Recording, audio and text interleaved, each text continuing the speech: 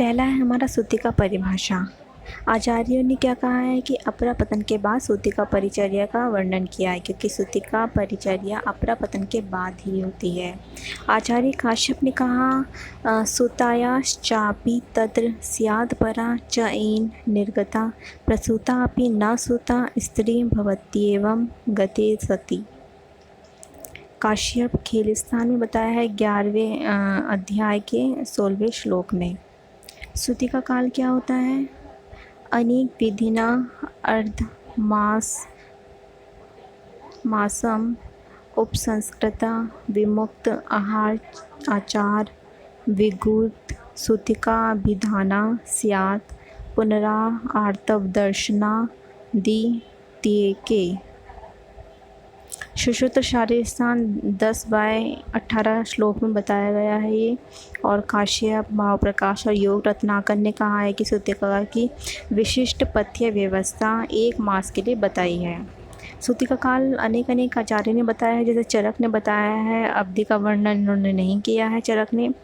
सुश्रुत अष्टांग संग्रह अन्य आचार्य के मत से 1.5 माह का मतलब 45 डेज का होता है। पुनरावर्तव दर्शन जब तक ना हो जाए तब तक रहता है।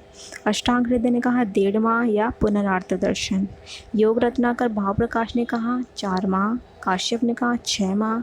आधुनिक काल में क्या कहते हैं? 45 डेज कहते हैं। सुश्रुत अष्टांग संग्रह अष्टांग हृदय मूल गर्भ शल्योद्धरण के बाद 4 माह तक पथ्य व्यवस्था बताई है।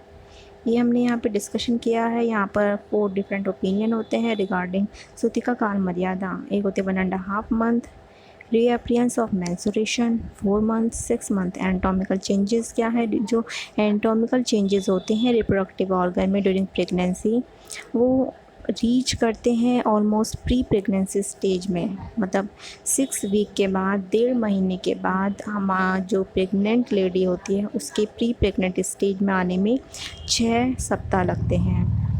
But in resumption of pregnancy physiology ovarian and menstrual cycle individual variation occur. लेकिन जो फिजियोलॉजी होती है प्रेगनेंसी की वो डिफर करती है हर एक पर्सन में।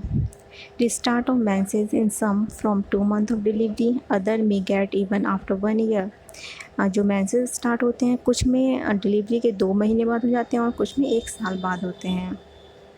प्रसव पश्चात पुनः रजो दर्शन हेतु क्या कारण होते हैं कि प्रसव के बाद पुनः रजो दर्शन होते हैं? गर्भिणी का आहार रस जो होता है वो स्वशरीर पुष्टि के लिए, स्तन्य निर्माण के लिए और गर्भ वृद्धि के लिए होता है। प्रसव होने के बाद क्या होता है कि तत्काल ही माता के आहार रस से स्तन्य की उत्पत्ति होती है और शेष जो रस बचता है वो रुधिर के रूप में शरीर और योनि में जाता है।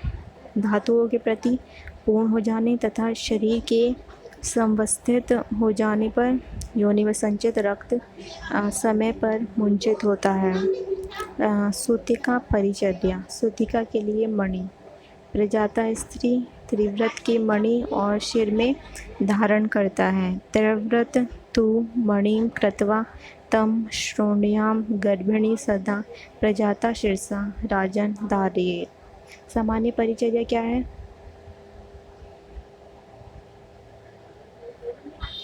आचार्य चरक ने कहा है कि सूतिका को जब भूख लगती है तब उसके साथ में तथा शक्ति मतलब शारीरिक और अग्निबल के अनुसार हमें पंचकोल चूर्ण को घृत तेल वसा मज्जा के साथ पान कराना है।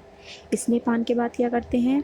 घृत तेल से उदर का अभ्यंग करते हैं, फिर उदर पट बंधन करते हैं जिससे खाली जगह ना रहे, वायु विकृति ना हो, जैसे ये पिक्चर में दिखा रखा है। इसमें पाचन के बाद पंचकोल से घृत युक्त यवागुपान करते हैं। इसनी और यवागुपान से पहले क्या करते हैं? प्रातः और शाम उष्णोदक परिषेक करना चाहिए।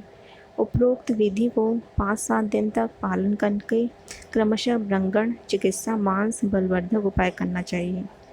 टीकाकार चक्रपाणि ने कहा प्रातः उष्णोदक परिषेक के बाद स्नेहपान कराना है, पुनः उष्णोदक मतलब जीर्ण उष्णोदक परिषेक यवागु कराना है। यह विधि जांगल देशवासियों के लिए प्रयोग करें। कफ की प्रबलता के कारण आनूप देशवासियों के लिए नहीं है। आचार्य सुश्रुत ने क्या कहा कि बलत या लभ्यंग करना है। बात हर औषधियों के क्वाथ से उपचार करना है, पान परिषेक करना है, गर्भाशय में रक्त आदि शेष जो दोष रह गए हैं अगर तो पंचकोल चूर्ण को उष्ण गुणोदक के साथ 2-3 दिन तक या दुष्ट रक्त निकल जाने पर हमें पान कराना है। जब शुद्ध हो जाए तो विदारी गंध आदि औषधियों से सिद्ध स्नेहवागु शीर्यवागु को 3 दिन तक पान कराना है। उसके बाद यव कोल कुलत सिद्ध जांगम मांसरथ शालिधान या ओदन को बल और अग्नि के अनुसार खिलाएं। सूतिका का उष्ण जल की अधिक मात्रा से परिषेक करें। सूतिका को क्रोध आयास मैथुन आदि का त्याग करना चाहिए। डल्लर ने कहा उष्णोदक परिषेक धारा से करना चाहिए, जिससे का उद्देश्य गर्भ शोभकृत दुष्ट रक्त का स्राव वात शमन होता है। काश्यप आचार्य काश्यप ने कहा सूतिका को रक्षोग्न एवं हित विधान देश विदेश तथा कुल के सातवें के आधार पर परिचर्या करनी चाहिए। नियुब्ज शयन पीठ का मालिश करके कुक्षी पार्श्व को दबाकर गर्भजन्य बचे हुए दोष को बाहर निकालें। उधर पट बंधन करना चाहिए, उधर स्वस्थान में चला जाता है तथा वात शमन होता है। उष्ण बला तेल से पूर्ण चमड़े की थैली में छोटी कुर्सी पर सदा बैठे योनि स्वस्थ हो जाती है। योनि स्वेदन करना, प्रियंगवादी कर्षरा से उष्ण जल स्नान करना है, विश्राम करना, 2 पुन लेना है। कुष्ठ गुग्गुल अगड़ों और घृत का।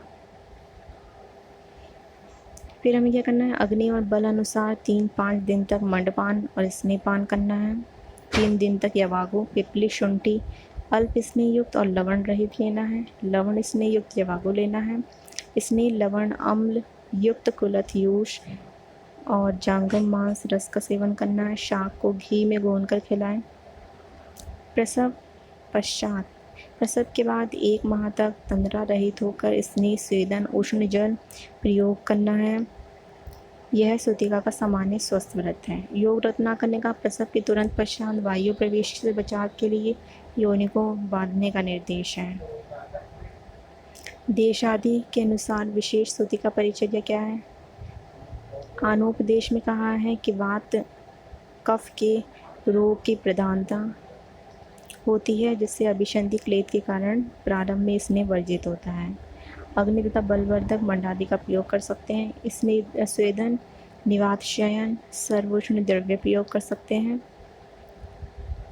जांगम देश क्या होता है, यहाँ पे वात और पित्त के रोग की प्रधानता होती है। स्नेह साथ में होने के कारण प्रचुर मात्रा में स्नेह प्रयोग करना है। सुश्रुत ने कहा पिपली आदि कषाय स्नेह के साथ करना है। बलवान प्रसूता है तो 3 या 5 रातें तक स्नेह पान करना है। अगर बल रहित प्रसूता है तो 3 या 5 रातें तक यवागु पान करना है। और उसके बाद क्या है, स्निग्ध अंश से संसर्जन क्रम अनुसार उपचार करना है। उष्णोदक से परिषेक करना है प्रभुर मात्रा में। साधारण देश में क्या साधारण विधि है जो हमने बताई है। विदेशी जातियों के लिए रक्त मांस निर्रियों कंदमूल और फल। पुत्र या पुत्री जन्म के बाद सूतिका का पथ्य है।